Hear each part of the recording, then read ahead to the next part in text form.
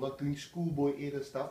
Before we even talking about, but they're all complicit in that. Okay, you're not listening to me. So no, go. No, I'm saying when you have possession as a footballer, right, and you have a cohesion. Take our eyes off United. Let's go to Chelsea. No. I want to go. I want to go to Chelsea because I'll prove my point. Yeah.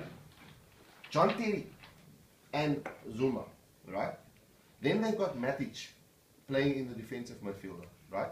Then they've got the 3 points, which is Hazard, Oscar, and what's the other one's name? Hazard, Oscar, and William, right? Then they have a right back, left back. Then they have Costa, and then they have a second striker, which is probably, or second midfielder, which is probably someone in the form of Fabregas. Yeah.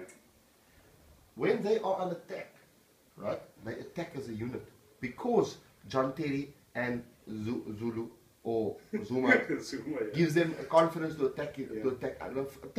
I'm not taking away from the fact that there's mistakes happening from a United perspective. What I'm saying is that first and foremost as a footballer, you play together as a unit.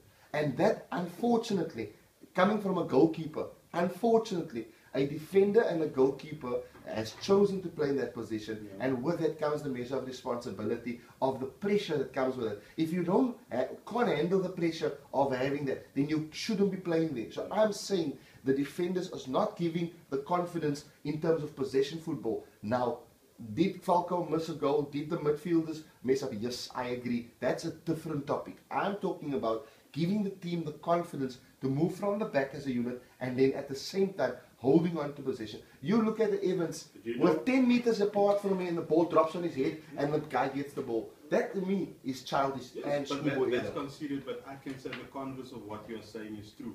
Do you know what, as a defender, you know how when you play really at your best is when your strikers have put the ball in the back of the net. It filters through to the whole team. And you made valid points, but you know what, you haven't sold me. And until you really convince me, I will say first and yes, Preston, you're right. But I'll go and say this. Yes. I'll put my head on the block. If United sign 2 quality defenders, you'll see the difference. Watch me. Nobody has disputed that. Watch me what I'm saying. Nobody has disputed that. We've all pinpointed that the defense is weak. But I don't think that is the whole issue with United. I think that team is unbalanced. I think that playing players out of position like a Di Maria playing up front, those type of things. When you bring your balance right in terms of playing Rooney, have you seen what happened when Percy was out of that team?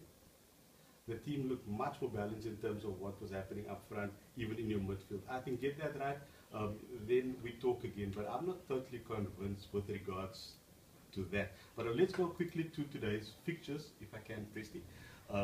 Manchester United versus Swansea at the Liberty. There's a lot to get through. I think Swansea, Manchester City. I'm not sure which Man United is going to pitch up. I'm going to go for a very boring game. I'm going to go 1-0. Do you know United? I think United would want to put this in right. I think this is where it all went wrong for them. The very first game of the season, Swansea visiting Old Trafford. And it was a whole euphoria about Manchester United playing well in the pre-season, playing the 3-5-2 system, all that. And then they were brought down to earth with that match against Swansea at Old Trafford, and people were thinking, oh, so it's the same old. But I think listening to Louis van Gaal in the week as well, he's talking about the confidence coming back in terms of people getting what he wants to say, what he's saying in terms of his philosophy. But we'll see today whether they're really taking on board in terms of where he wants to go. Rightfully what you've said, he's going to have to sign players coming into the new transfer window in the off-season. You will see definitely a different Manchester United team, but you know what, on the one hand also, Van Gaal is also a very stubborn man. He's set in his ways in terms of what his philosophy is.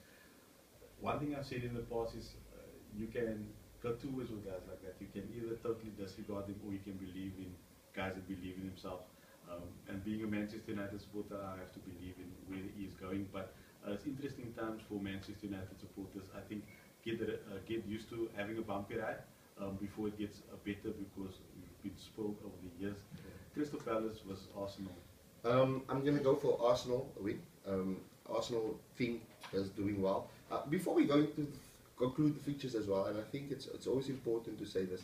I want to mention just 2 things before we conclude One is that I'm really impressed with Liverpool. Yeah. I watched them again. Do you have that funny feeling in your tummy when you very say impressed with Liverpool, and again, it marks me for what I've said in the beginning. Yeah. They're coming into their own at the moment. They are playing a game. They are doing well. Okay. Yeah. They're doing well. Sorry, can I have the? Yes, I do. They're doing well in terms of where they find themselves as they build on the nucleus of their team.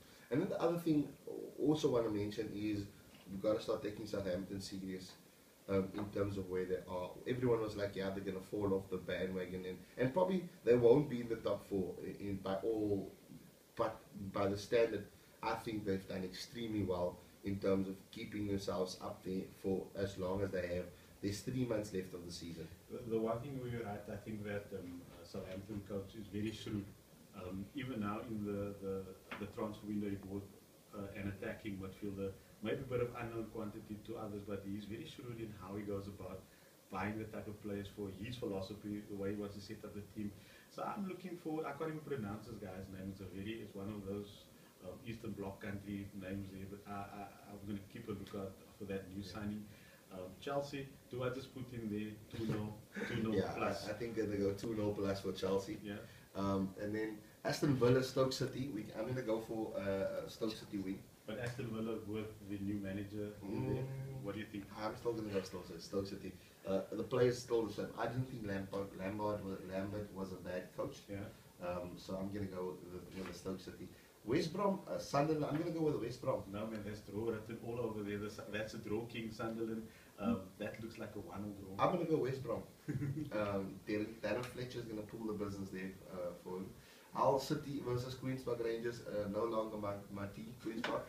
I'm going to go for a 0-0 draw.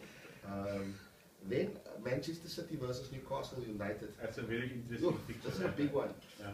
I want with everything that inside of me for Manchester City to win this game.